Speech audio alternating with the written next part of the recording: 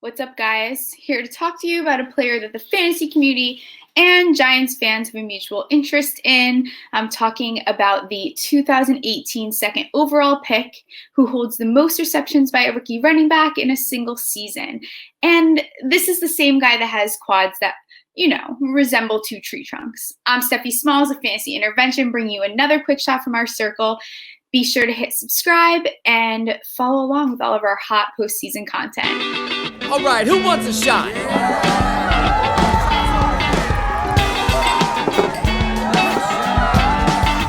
So, startup drafts have begun, and the light chirping of Twitter nonsense is rising, especially with our favorite players that did have injuries this season.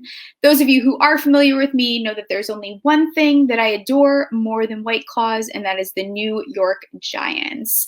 Pain struck Giants Nation and Saquon owners right off the bat this season with his Week 2 season-ending ACL, MCL, and meniscus injury. His season wrapped up on a depressing 94 total yards and 0 touchdowns. I'm here to put you at ease on why you should not panic when it comes to Saquon. But before we get into that injury, let's run things back to his previous seasons.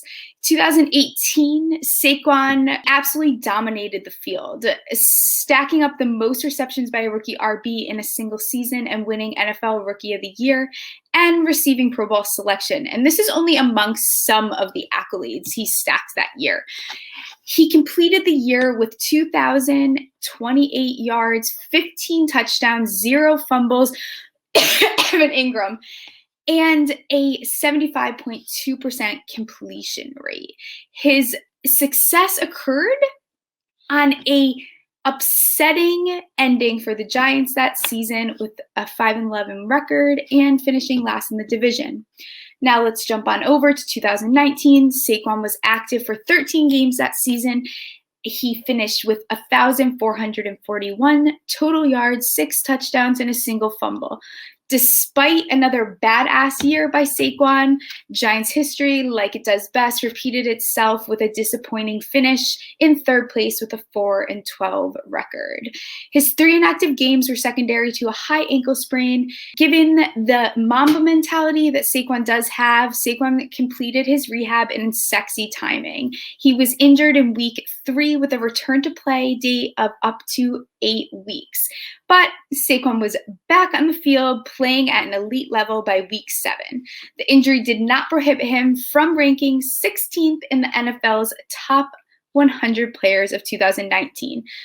But before we continue and really get into that injury, it's important to note and make extremely clear, missing 3 games of one season due to a high ankle sprain followed by a season-ending knee injury by no means qualifies a player as injury prone. Injury prone is a label misused by Twitter general managers and reporters. Now let's jump right in to the injury. Tom Brady, Gronk, Teddy Bridgewater, Thomas Davis, Robert Edwards, Adrian Peterson are all players who sustained ACL injuries during their careers. So as much as an ACL injury sounds like the seal of death, it really is not. Saquon had reconstructive ACL surgery on October 30th, an entire 6 weeks following his injury. Some false fear does stem from the length of time they waited to perform this surgery. But guess what, Negative Nancy's? You can chill out. This is actually a fantastic thing. Research has shown that players who prehab actually have a much higher advantage in success of surgery, and it increases the chance of returning to play without impact on a player's production. By playing the waiting game with Saquon, his MCL actually was able to heal itself entirely without the need for surgical intervention. Swelling decreased and range of motion increased tremendously pre-surgery.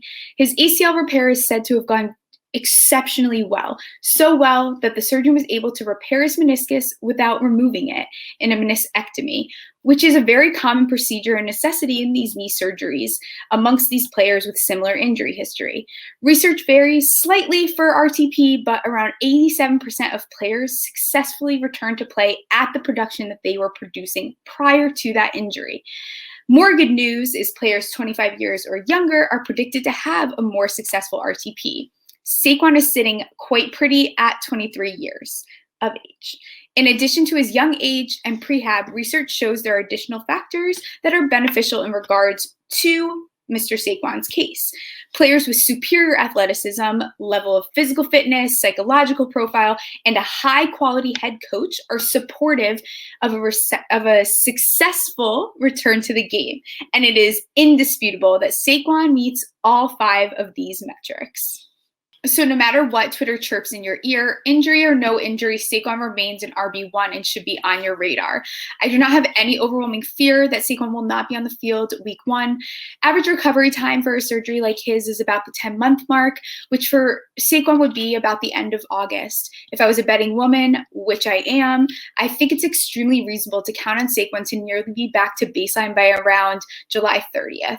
9 months is the length of time it took running back Adrian Peterson to recover following his surgery in 2012. His surgery was much more invasive than Saquon's, it's important to note.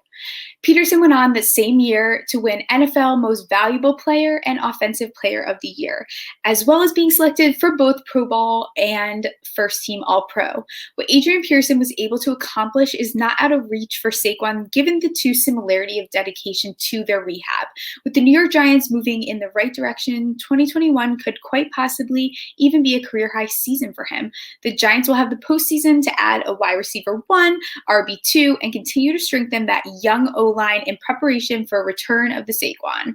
There is a reason Saquon was the highest picked running back selected since Reggie Bush in 2006, and a reason he is a top league draft pick. So in the words of the great Joe Judge, don't fall asleep on 26. It will be one hell of a story. Be sure to find us on Twitter at @joinourcircle_, and you can find me on Twitter at Stephie Smalls with 3 L's. I'm out.